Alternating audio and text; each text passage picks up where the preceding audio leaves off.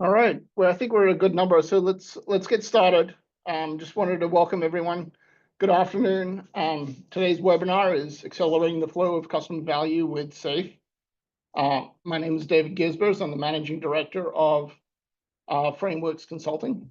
Our goal for this webinar is to provide you with actionable knowledge and practical tools that you can implement in your own organizations to drive product innovation and business value. We believe that by improving flow and feedback, we can ensure that we're delivering the right value to our customers at the right time. I wanted to also let you know that this webinar kicks off a series for us. We're going to be exploring different aspects of value stream management. So if you find this event particularly valuable, we'll hope that you'll join us for future webinars. And after the event is finished, we'll be sending out an email, and you can register in a similar way that you registered for today's event to our other webinars. I also wanted to drop a quick note. Some of you may be unfamiliar with Frameworx Consulting, so I just wanted to introduce us. Frameworx Consulting is a SAFe Gold partner. We provide SAFe training. We do agile consulting, and in particular, we have what we call focused engagements, which are short, bite-sized consulting engagements that allow our clients to get something highly valuable within a short period of time. And we also offer what we call capacity on demand. So that's either bringing in individuals, so that could be release-trained engineers, scrum masters, developers, testers, who are familiar with SAFe as a way of working, or indeed whole teams or whole release trains. So that's our offerings. I wanted to take this opportunity to introduce our guest, Andrew Sales. We're excited to have you, Andrew. And why don't you just spend a few moments introducing yourself and letting the folks know who you are. Yeah, thanks, David. It's great to be here and good to be talking on such an important topic. So my name's Andrew Sales. I'm the Chief Methodologist at Scaled Agile. So I lead the framework team. And of course, our prime responsibility as a framework team is to make sure that we're always maintaining and evolving the framework. So as new and emerging ways of working, as disruptive technologies, as new competencies emerge, we need to make sure that the framework is always keeping pace. And part of what I'm going to talk about today is some of the work we're doing under the banner of reimagining SAFe to really put the focus and amplify what's most important. So excited to be here and looking forward to this, David.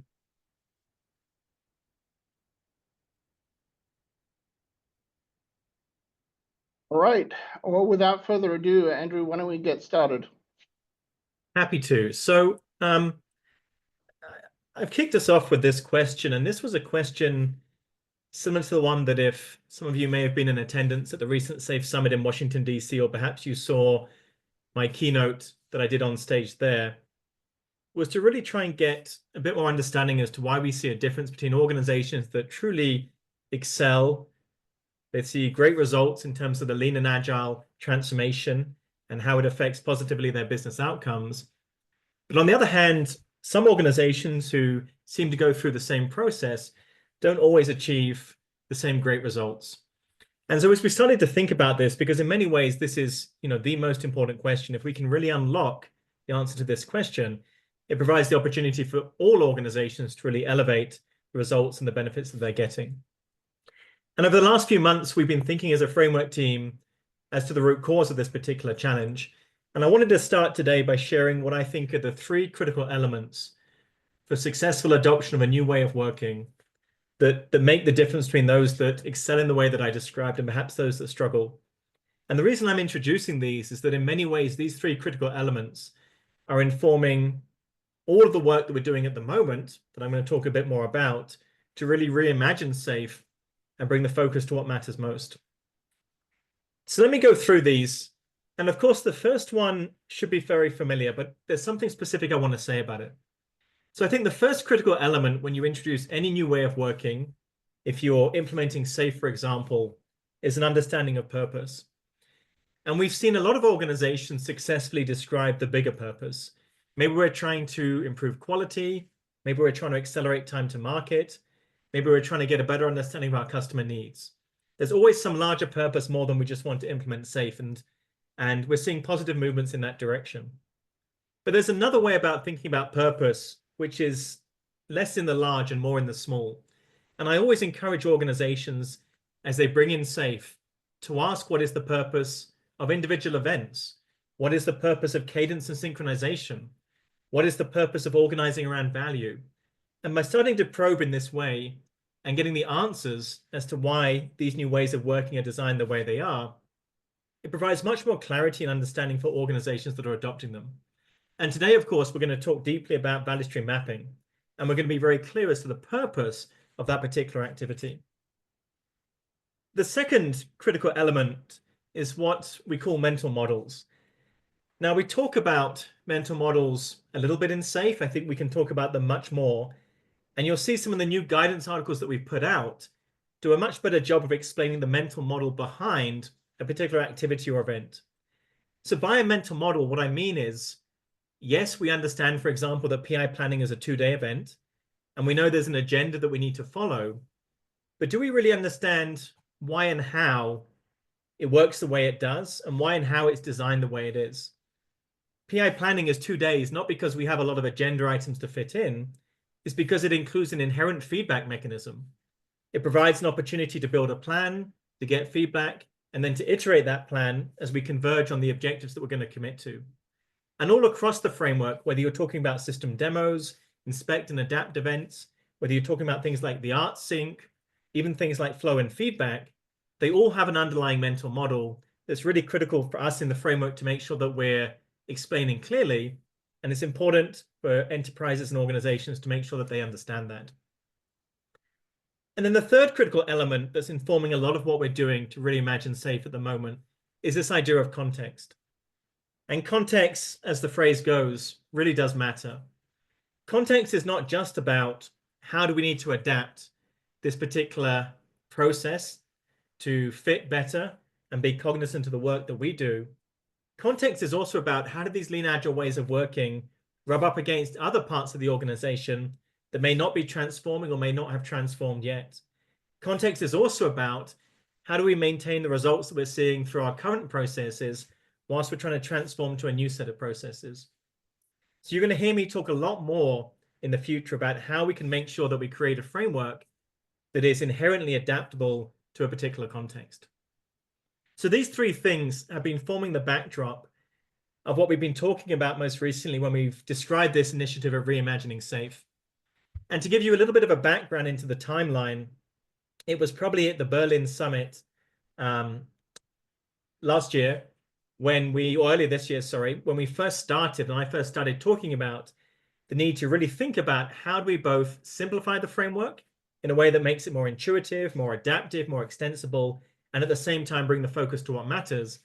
And then in the Washington, D.C. most recent SAFe summit, we had the opportunity to show the first results of that in terms of a brand new visualization of SAFe and a brand new big picture. I want to give you a little bit of the background then in terms of how we got to where we are today. If we think about the journey that we've been on in SAFe, it's been a very important mission. And I think the mission can be best described as optimizing for completeness. You'll have seen that if you need guidance on anything from suppliers to Lean UX, from shared services to communities of practice, whatever it is that customers and organizations have been asking for, we've worked hard to bring that guidance into the framework. And that completeness is not going anywhere. That's the depth of guidance that is needed by change agents, SPC, SAFe professionals, those that are working with the framework every single day. The work that David and Frameworx do, they build upon that completeness. It's critical to their business as well. But when you focus on one thing, there's a challenge that you sometimes under-optimize for something else. And so the question we started asking ourselves, keeping those three critical elements in mind, is what would it look like if we optimized the big picture for something different? On the previous slide, you saw the previous 4 configurations of SAFe, and you saw, of course, some completeness represented in the amount of icons and iconography that exist on those big pictures. But what if we optimize for understanding? What if we optimize for the ability for someone to look at the big picture and intuit, without too much assistance, the purpose of SAFe, some of the mental models that they're looking at, and how they might apply SAFe to their context. One of the things that's been helping us on this journey is to think about the notion of storytelling. Whether we're teaching SAFe, whether we're consulting, whether we're just in conversation, how can we make sure that we build a big picture and a visualization of the framework that does that in the best possible means? And it was therefore a fantastic opportunity on stage at the recent SAFe Summit to be able to show the brand new SAFe 6.0 big picture. And of course, I hope that all of you on this call have discovered the new big picture by going to the Scaled Agile Framework website. It lives alongside those other configurations. So when the detail and the completeness is needed, they're still there. But this becomes now our expression and visualization of the Scaled Agile Framework. And there's a few things I'm going to highlight before we get into the detail of today's topic around flow as to why I think this has become such a useful and improved storytelling device. In very specific and tactical terms, we've removed about 45 icons from the big picture, asking ourselves very deeply what is critical to really understand how to put this framework to work. And of course, when you start putting the framework to work in specific areas, you bring that detail back in. But at the highest level, to understand the processes and why they work, this big picture is optimized for that level of simplicity. And when I look at the portfolio level, right at the top of this big picture, I see the simplest expression of LPN that we've ever had, clearly going from portfolio strategy through a set of epics, realized and delivered through agile release trains that fit within value streams, and ultimately building solutions that delight our customers. But there was one element of that portfolio story that was missing that this new big picture has added also, this idea of portfolio leadership. I don't think we've ever had such a good answer to the question, who is ultimately responsible for portfolio outcomes? The answer now is clear. So this new surface area around portfolio leadership talks about how you form effective portfolio teams, and importantly, the behaviors they need to adopt to really exhibit and exemplify Lean and Agile. And then moving down to the bottom half of the big picture, of course, are teams and trains. And having multiple teams now in situ gives us the best possible illustration of how they take features, they decompose them, they integrate through a continuous delivery pipeline, and they use art events to make sure that they maintain synchronization with the other teams. But we also added some additional surface areas down here as well. Flow has been probably the theme that characterized the recent 6.0 release. But alongside flow, there's another pillar which is crucial for successful iterative development, and that's feedback. Having feedback on the big picture now ensures that we can accelerate flow at the same time as making sure that we stay in step with what our customers demand, require, and also the technical feedback that we're getting from the solution that we're developing. So flow and feedback now become these two critical pillars of success. The other thing that we added on the left-hand side is this space to describe product innovation. Many organizations are sharing with us that they're challenged to go from good ideas to great products. We now have the ability to talk more deeply and to bring together guidance from across the entire framework about how to create a product innovation culture, how to bring in key roles like product design, product marketing, to make sure that we're creating a vision, a roadmap, a product strategy that not only delights our customers, but really inspires the people that are doing the work. And then finally, on the right-hand side, business value. You know, when we think about the outcomes we're striving to, maximizing business value is probably the most important one. And this new surface area is critical for explaining the benefits that SAFe is trying to bring. And we know that across the framework, there's lots of times where we ask you to express business value. Maybe it's in the features you're defining, the business cases, maybe it's in the work you're doing to apply weighted shortest job first. But if there's no coherent or joined up understanding of what is valuable, it's difficult to do that successfully. So this brand new article, and of course, as you know, behind all these icons is a guidance article, talks about a business value discovery process to make sure that you have the tools to carry out and understand what is valuable and to align everyone to that notion of value to make sure that we have a joined up understanding of what it is we're trying to achieve.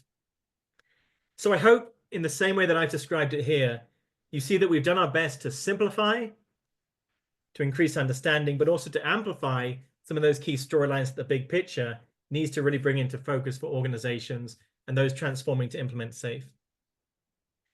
Now, the storyline that David and I want to talk about today is one that's built around flow. And so I've highlighted here the elements that really help us to realize the business result that's deeply connected to accelerating the flow of value to the customer.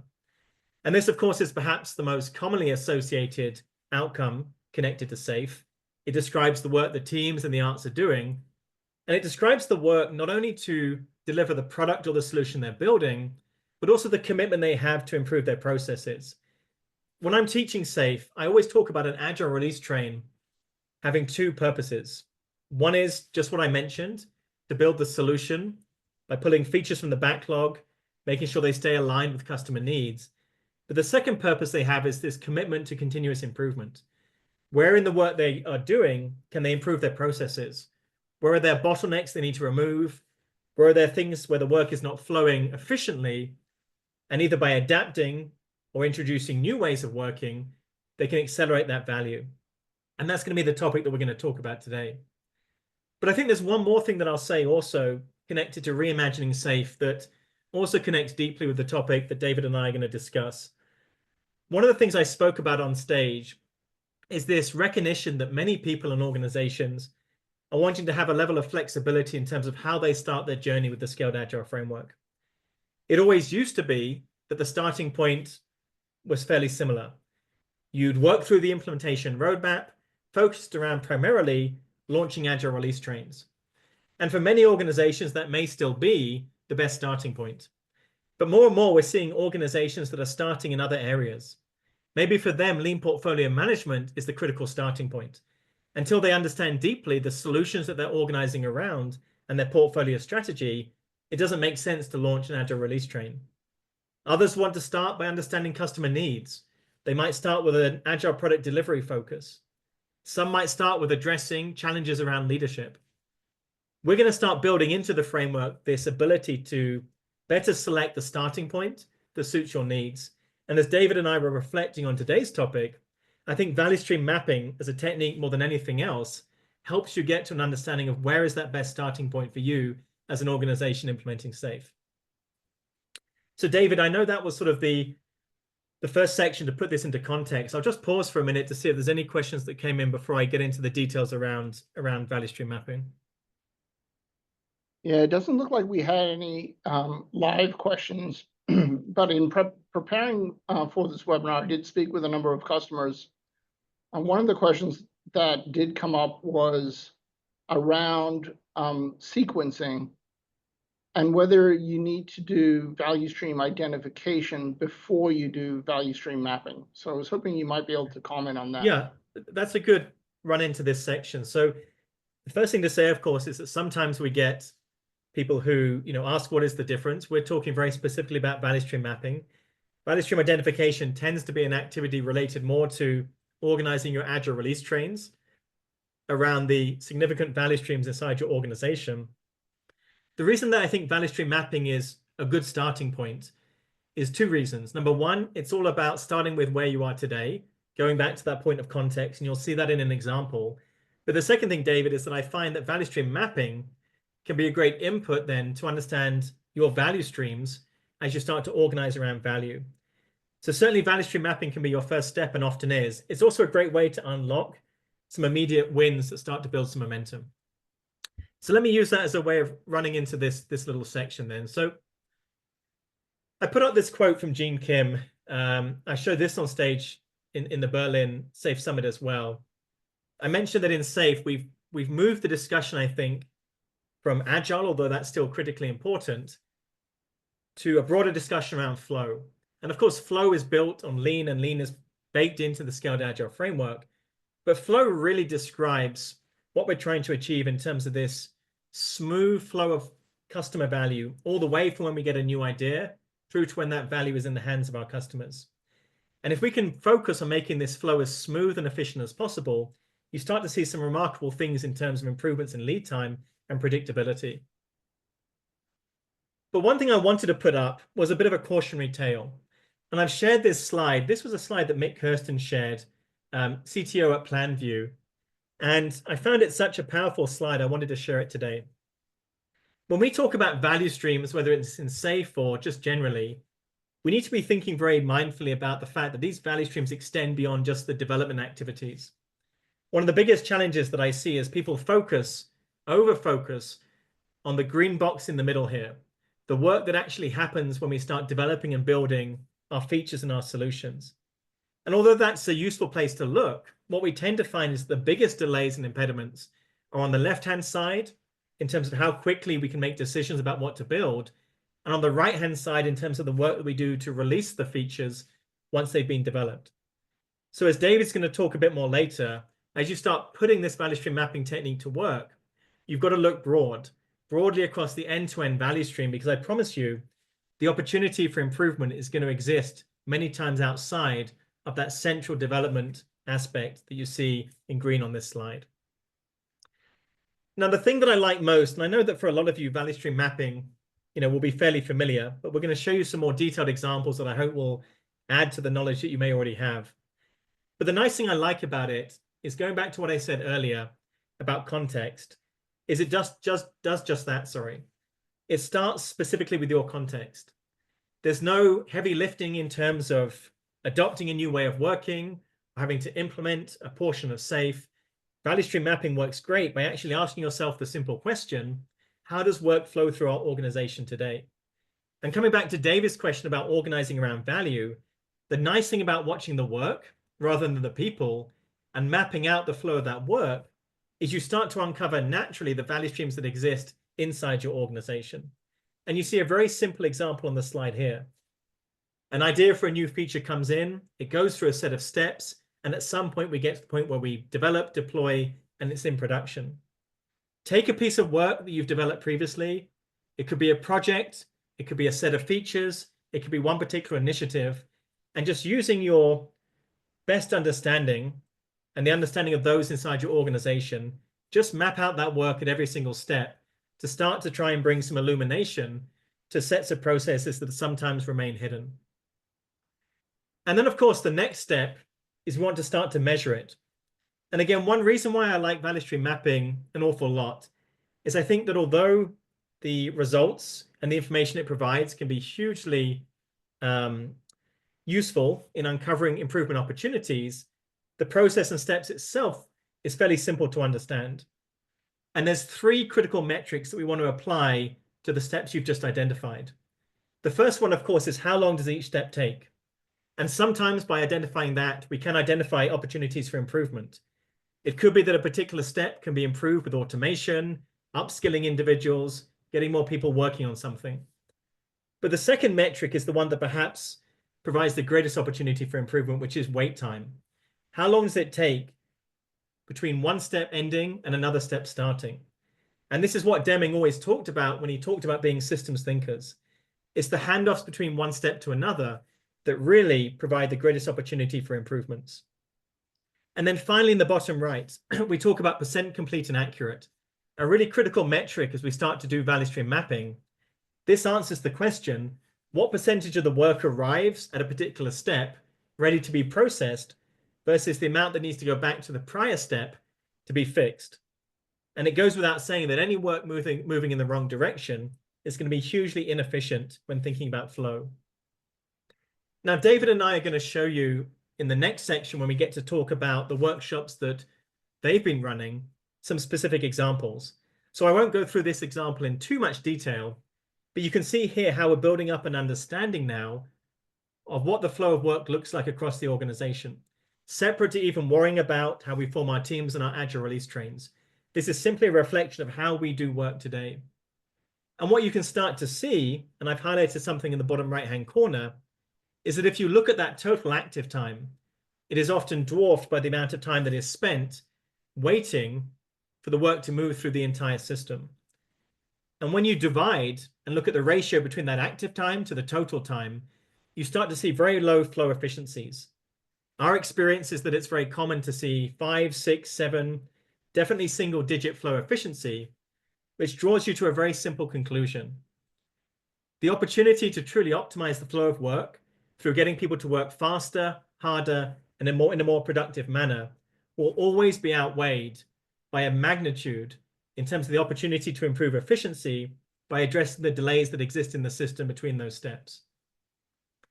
Now, one of the things that we've worked on recently a lot with the Scaled Agile framework which was a big part of the 6.0 release, was how to take information like this and really think about what are the steps and activities you can put in place to improve flow. And so I'm going to take a bit of a tour now through those techniques, and then we'll come back to talk about the hands-on approach to building value stream maps like the one you see here. And in SAFe, we call these the flow accelerators. And I hope you've seen some of this new guidance as it's emerged into the framework. And as we started to think very deeply about flow, we recognized that there were 8 techniques that you can apply that address different elements and properties of flow and the things that are inhibiting them. Now, I'm going to focus on 3 today because I think they're the 3 most pertinent ones, but I'll do a quick summary of all that you can see on the slide here. Obviously, flow is greatly impacted by the amount of work in process we have. So limiting the amount of work in process, make sure the system doesn't get overloaded. That's a critical part of improving flow. I'm going to talk about bottlenecks in the very next slide, so we'll come back to that. But number 3, minimizing handoffs and dependencies, of course. That's going to reduce your wait times and make sure the work flows more effectively. SAFe does a lot to help us visualize those dependencies and think about how to address them. And of course, faster feedback will make sure that we're not delivering work to the next step in the process that doesn't match the requirements in terms of how they need to receive that work. Smaller batches always flow through the system much quicker than large batches that get stuck. And when big queues build up, it makes it very difficult to inject and respond to work in a very efficient and effective manner. Numbers 7 and 8 I'm going to talk about. They're critical, I think, and they're starting to surface as perhaps the biggest opportunities to improve flow. But these techniques exist in the Scaled Agile framework, and the means to talk about how you apply them are a big part of the outcomes that you're going to get from the value stream mapping workshops that Dave is going to talk about. So before we get to that, let me just do a quick detour then into these 3 critical flow accelerators that I think will be the ones that will be most effective in addressing some of the impediments you're going to see from your value stream maps. And the most critical one, I think, is addressing bottlenecks. When we do value stream mapping, we often go into organizations and we help them understand what it looks like in terms of how work flows. And that's useful because it brings everyone to a point of alignment. But even anecdotally, it's amazing. Most people, I would say, have a good feeling for what is the biggest bottleneck today. And if you were to ask them, they would tell you. They might say it's our ability to make decisions. It's our ability to release effectively. It's the fact that we don't have the ability to integrate the work in a timely manner. Whatever is the biggest bottleneck, any other work that we expend to improve outside of that bottleneck is potentially lost. And one of the biggest challenges that I see in SAFe is that we tend to go after the easier, low-hanging fruit when we roll out improvements. One of the great things that value stream mapping does is it shows you what your biggest bottleneck is. And we want to put all our efforts behind addressing that bottleneck. Those are the kind of bottlenecks that we can think about when we think about what's the right entry point for us moving into the framework. And you see lots of examples of bottlenecks on the slide here. I won't read through all of them. How we address them, there might be different ways. Can we bring more capacity to the bottleneck? Can we automate some of the bottleneck? Can we plan in a different way that sequences the work to avoid the bottleneck? However we do it, we need to make sure we're addressing these at all times. The second one that I'm finding is resonating very strongly in organizations is the flow accelerator that we call optimized time in zone. It is just a fact that individuals, our knowledge workers that are doing the work, experience different levels throughout the day, the weeks, the months of what it means to be in the zone. And I think some of the challenges that emerged over the last few years in terms of how we remained connected in a remote world mean that now is the time that we need to go back deeply and think about, are we creating conducive working environments that maximize that time in zone?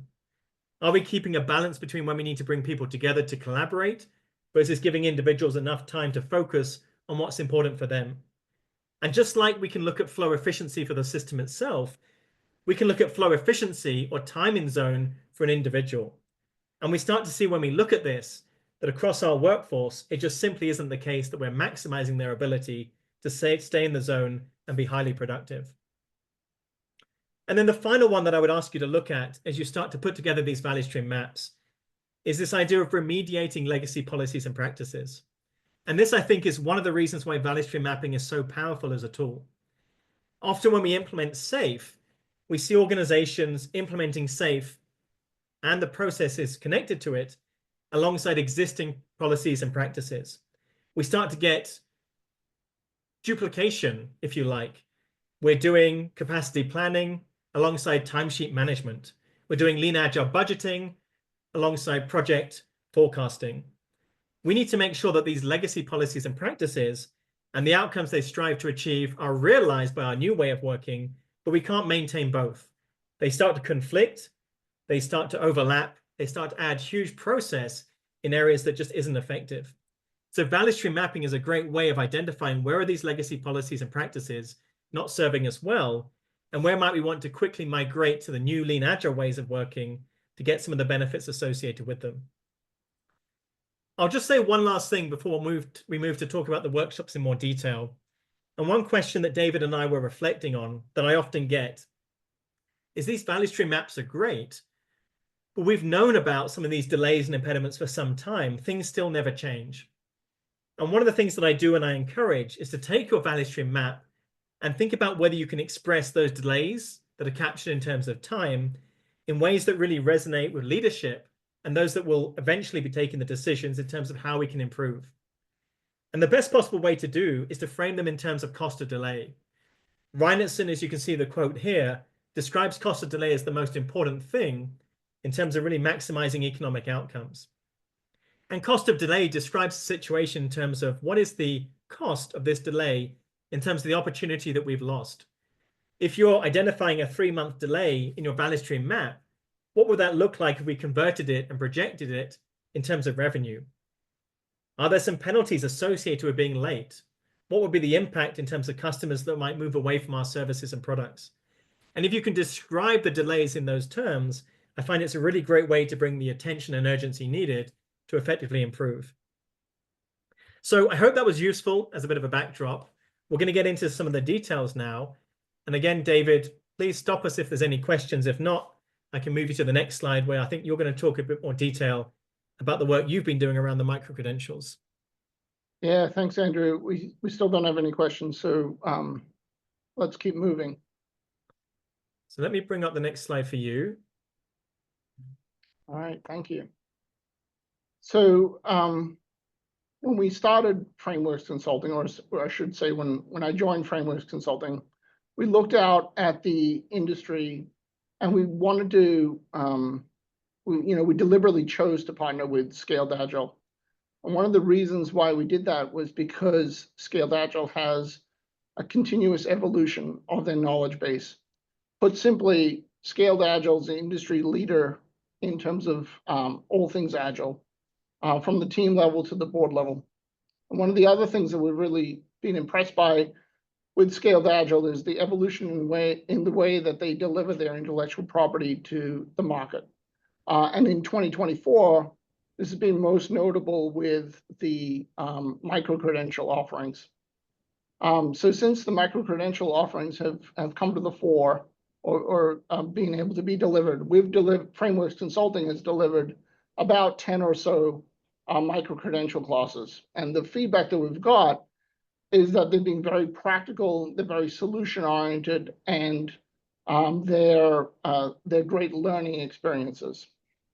And in the same vein, we've built some focused engagements around the micro-credential classes. So the idea is that you could take the micro-credential class and then you could engage with Frameworx Consulting to help you execute that work back at your company.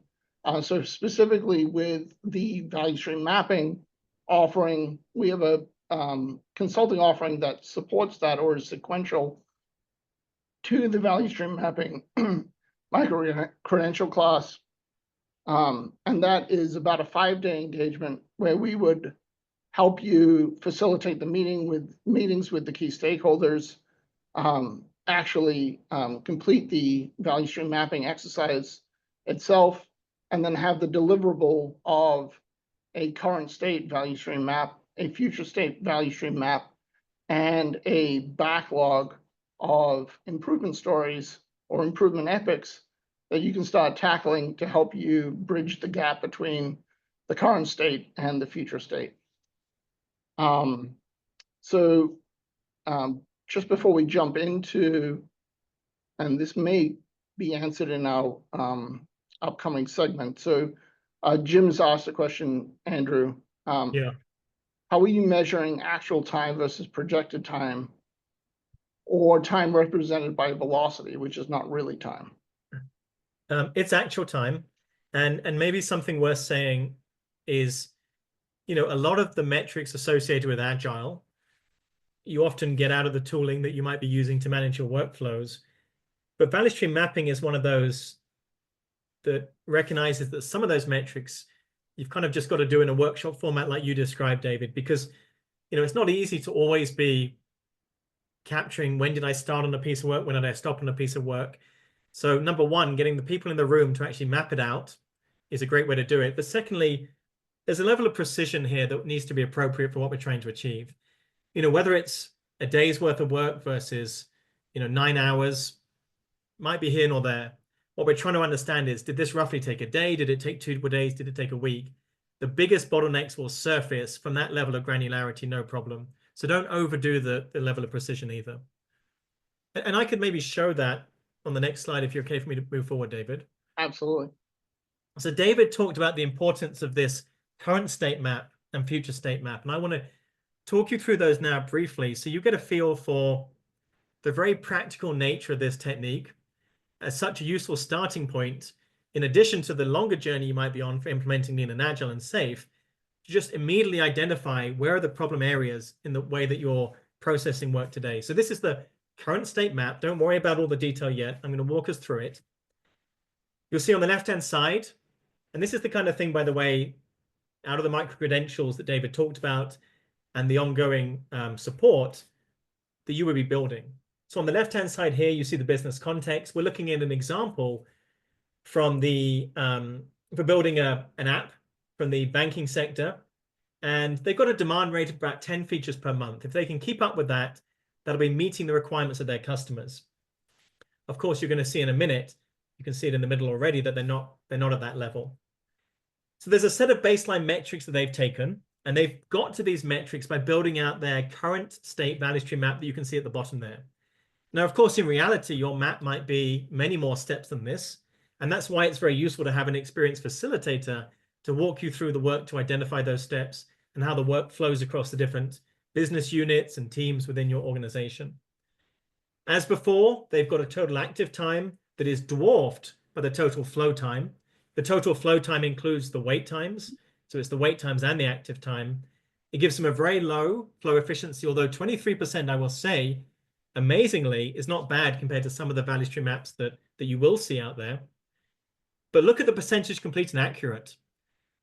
When you measure at each station what percentage of work arrives without needing to go backwards to be fixed, you can roll that number across all the stations, multiply it out, and you get at the end a total percent complete and accurate that shows that only 3.5% of the work went through the entire flow without having to go back at one step. This problem with quality is one of their biggest reasons why this workflow is not effective. And then in terms of the velocity, how much work gets through this process? 2.5 features per month, not enough to meet our demand.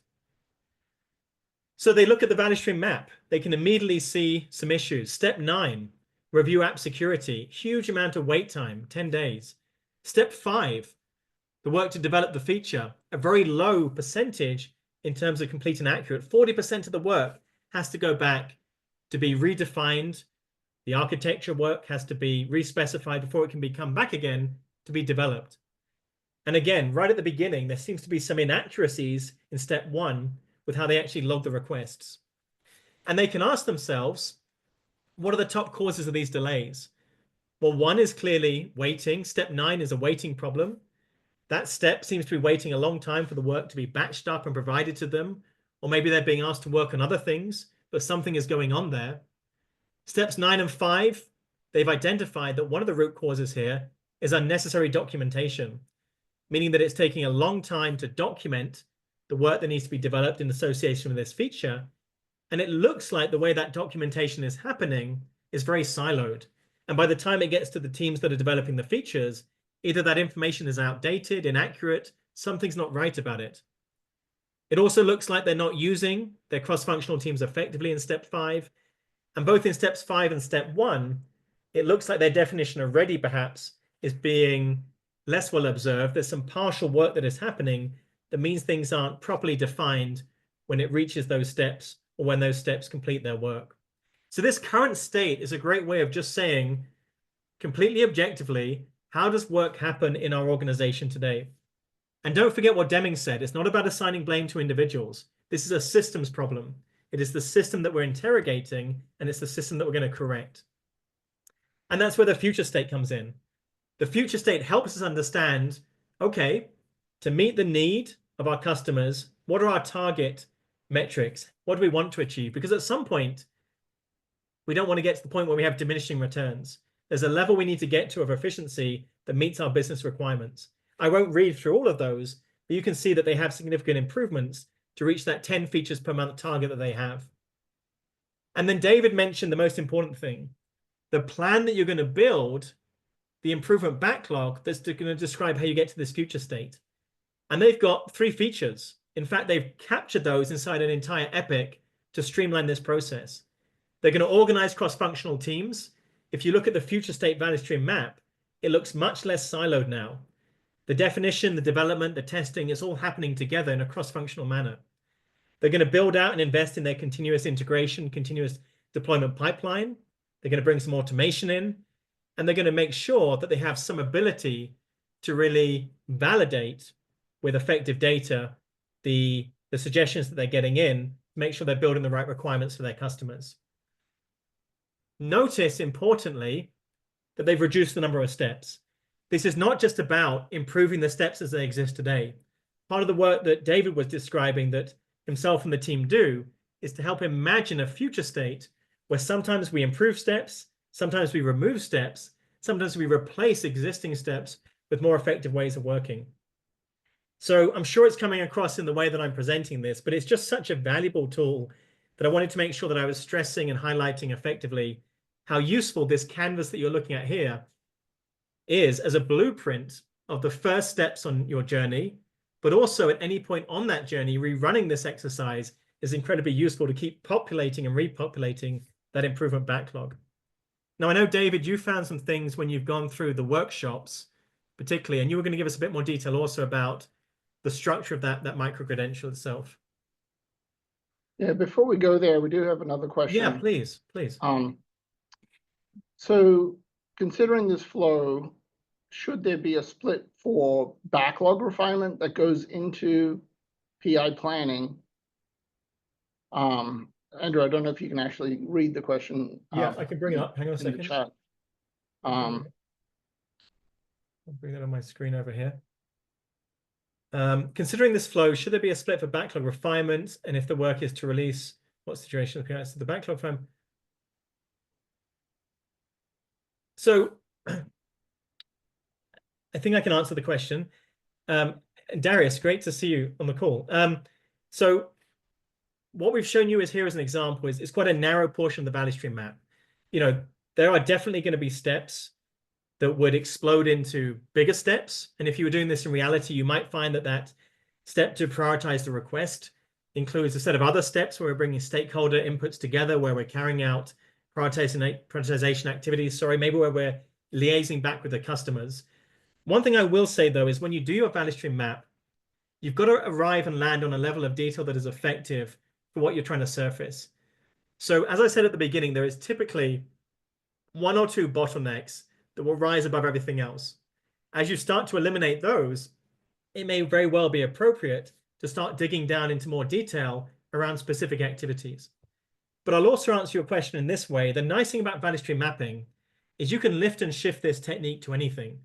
You know, you could say to a particular agile release train, we're going to do a value stream map for the process we use to get ready for PI planning.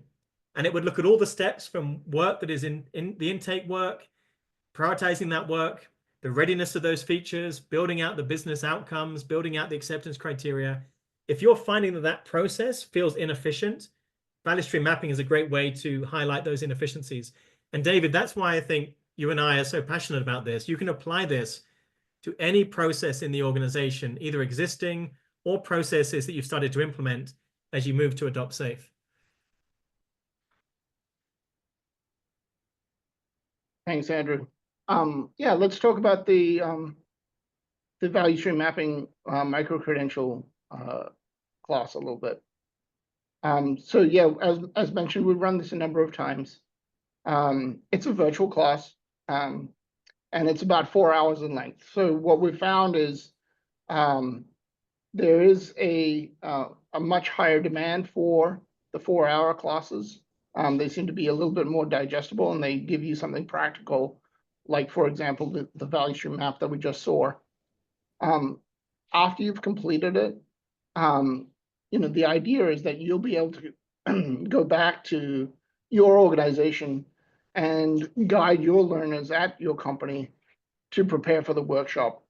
And we've seen people be able to bring together their key stakeholders and actually execute this exercise in a way that helps them to identify those bottlenecks, create the improvement backlog. I think one important thing to consider is setting aside capacity during your PI planning so that improvement backlog stories are also tackled during the course of the next PI. So you want to get away from that feature factory state where you just can't, spitting out features on an endless basis. You got to set aside capacity to actually complete the improvement stories, which will then allow you to speed up.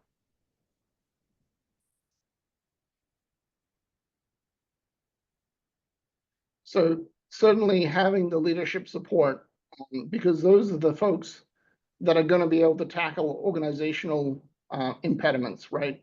Some of these impediments that you identify in the improvement backlog are not necessarily going to be things that people in the art themselves can execute. I think getting ahead of the communication when you are going to do a value stream mapping exercise is really important, because what you want to avoid is getting into the blame game. As Andrew mentioned, what you're looking at is looking at the flow of work. You're not looking at the individuals completing that work. You really need to have the attendees understand what it is that they're going to be experiencing during the value stream mapping exercise. And oftentimes that pre-work, which is actually included in the SAFE value stream mapping micro-credential class, if they complete that pre-work, then that gives you a leg up in terms of executing this at a high level. As we go down the list, capturing those outcomes in the backlog, right? We talked about that already, but those improvement items need to become part of the work that the team actually executes. And the final point is, when you engage with an experienced facilitator, like any of the SBCs or SBCTs from Frameworx Consulting, these folks have gone through this, dozens of times. And so they'll be able to identify with the checklist before the meeting is being completed, the facilitation of the actual exercise itself, and then the capturing of the results.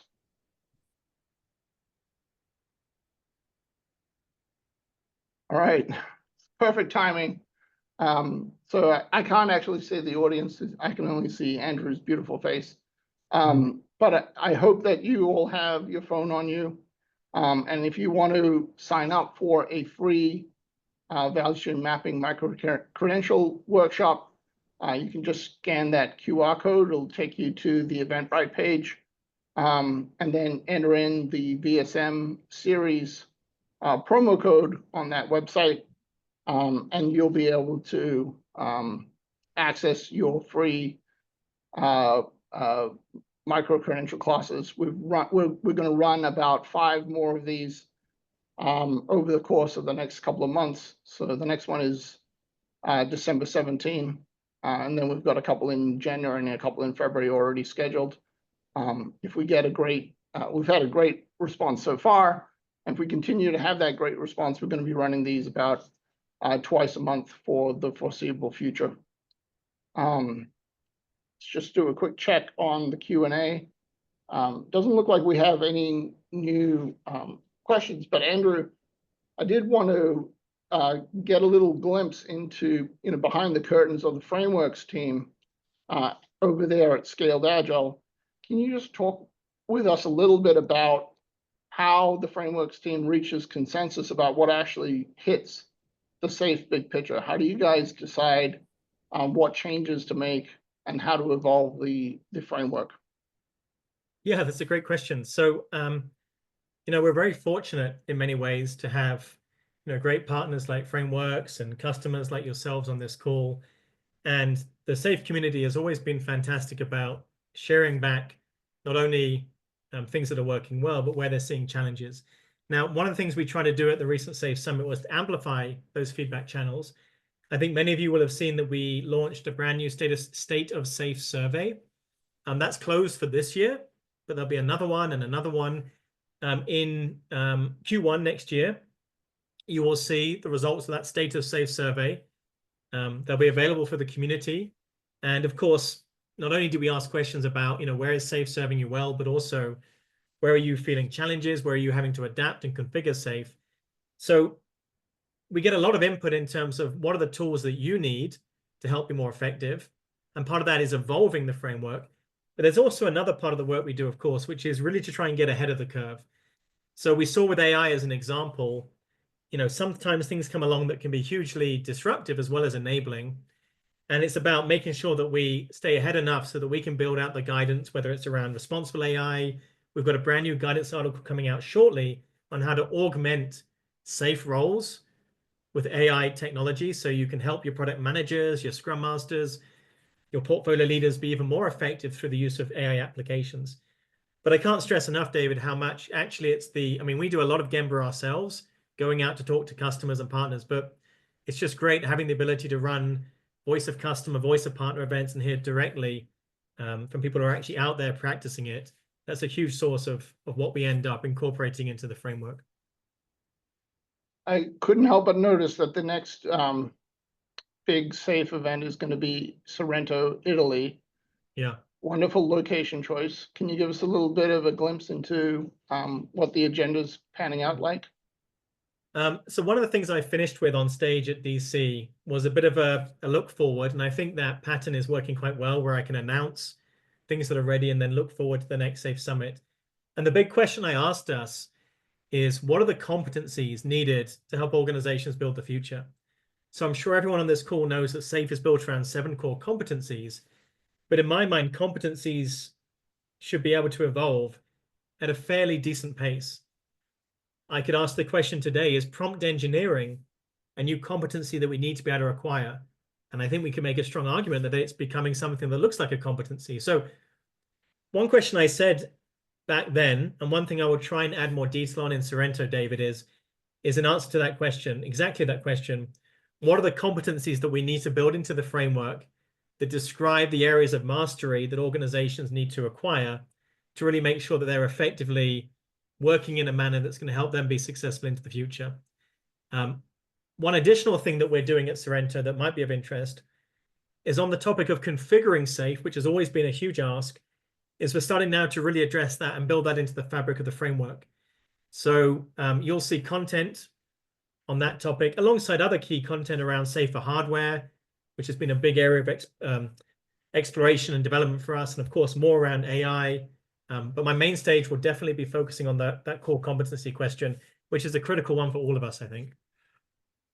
Yeah, that's a good point that I'd maybe like to dive in on. I think one of the things that I've seen evolve about SAFe over the last few years is the idea of being more context dependent rather than prescriptive. Can you talk about that evolution of SAFe? Yeah, of course. It's always been a fine line that we've had to kind of work out between, organizations that, or just opportunities, let's say, to configure SAFe in ways that are very positive for organizations because it helps adapt the framework to their particular needs, versus times where the framework might be adapted or configured in ways that are less useful. there are some things in the framework that are proven practices and things that I think all of us adopting make good sense. We talked about some of them today. Measuring flow, looking for efficiencies, organizing around value. These things are, at the heart and the foundation of the framework.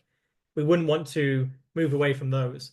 But there are other things in terms of roles, in terms of how we structure our teams and our arts, in terms of how we think about our roadmaps and the specific work that are very context specific. If you're building a banking application like the example we looked at versus building a cyber physical solution, a MRI scanner or a satellite or something, it's very different in terms of the processes and the levels of regulation and governance. So what we want to try and do going forward, David, is make, it's a framework after all, make that guidance for how to configure safe safely, which is a nice catchy title for the workshop we're going to use at the summit, really clear. So the guardrails are there, there's guidance on how to configure it. It becomes part and parcel of what it means to really apply the framework. So I'm excited about that. And I hope others are as well, because it's probably one of the highest asked questions that we get. Sure. All right, well, why don't we wrap it up there? Appreciate your time, Andrew, through this whole preparation process and also today. Final call to action for everyone on the call today. Please take advantage of the free micro-credential class. We'll follow up this call with a recording, which we'll send to everyone who signed themselves up to participate today, as well as a link to the Eventbrite page. So if you've got any problems accessing it right now, or if you want to forward it on to your colleagues, so like we've had some folks who have invited people who are new to, or new business units who are new to SAFE to participate in these, and they've got a lot of value out of it. And the follow-up email is also going to have a link to our other webinars that we're going to be doing over the course of the first half of 2025. So Andrew, once again, thank you so much. And we're looking forward to the interaction with SAFE moving forward. Thank you. Thanks, everyone.